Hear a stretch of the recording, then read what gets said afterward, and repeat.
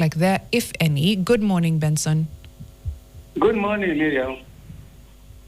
What's the situation like on Mombasa Road? What does it look like so far? I'm at Mlolongo, and there's a roadblock. The police are not allowing public service vehicles and personal vehicles to town. What they are just allowing are trucks. So town-bound vehicles are being turned at Mlolongo. So when you say it's just trucks, you mean so no personal vehicles, no public service vehicles, only trucks that are carrying, like we can see the trailers and the oil tankers. Those are the only ones being allowed through. Exactly. Whoa. And what's the explanation given by the police for blocking? They are saying no, they have been ordered not to allow public service vehicles and personal vehicles to enter the town. Okay. The traffic looks like it's building and it looks massive. What's the alternative for people? Because I'm sure there are people who are traveling, there are people who maybe have to get across the country, there are people who have exams, others who have hospital appointments. What alternatives are they being given? Or is it just being told to turn back? And it also looks like it's a gridlock now. Yeah. You are being told to turn back. They are not taking any reason. What I'm saying is that no vehicle is allowed to go beyond this area.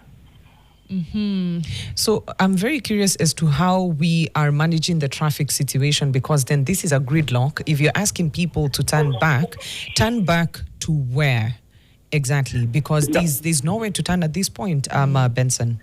You are turning back to Machakos, or where you are coming from, where you are coming from Kitengela, you go back. And this is, like you said, this is at Mlolongo. At any point in the morning, were you able to get further down Mombasa Road and closer to the CBD? Were you able to get closer to maybe JKIA and come down towards Cabanas, towards, Imaradaima and so on? Were you able to come that far down? It's not possible because myself was coming from home. I was at Sabati area at around 4 a.m. The gridlock started. I've walked from Sabati to where the roadblock is. Wow. Okay, that's quite...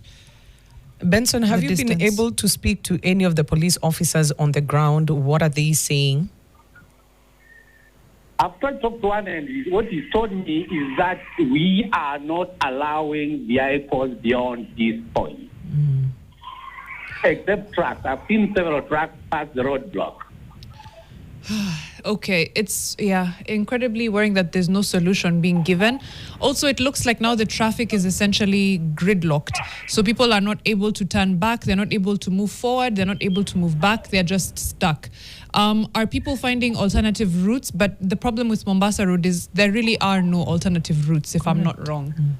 From where they have set the roadblock, unfortunately there cannot be alternative route except turning back. There's a U-turn. Where you can just turn back and go from where you come from. Okay. Wow. Incredibly, sorry to hear that you've been stuck for so long, since 4 a.m. That is very worrying. And what are the police like? What is their energy like? Is it, would I say, customer friendly, for lack of a better word? Because I can hear someone shouting, and I want to assume that's a police officer. Yes, they are not friendly at all. What they are just trying is to enforce. Actually, they are enforcing orders. Thank you so much. Benson, we'll come back to you and see if you've made any progress or if anything has changed and if you've managed to speak to anyone.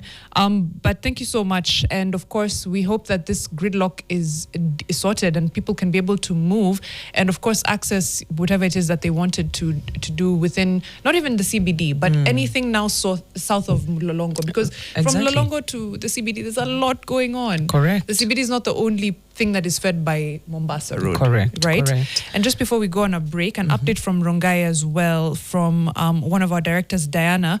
There's barricades from Kware at Tumaini and Multimedia. Okay. Meaning, essentially, you're locked in. This is what that means.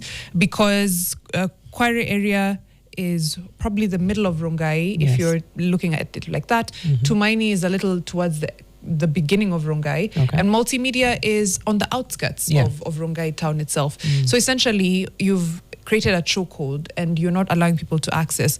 This, I don't know, it's worrying. Problematic. It's very problematic. It's worrying that these two things could happen at the same time. That yes, we could crack down on the rogue elements that would possibly infiltrate the day without causing such a major disruption of business and normal operations. Yet the promise from government and the state was it would be a normal day. This does not look anything normal, but again, we continue keeping tabs across the country as we do spot checks for you. We are about to take a really quick break and then we'll be right back to just continue with the commemoration of the second anniversary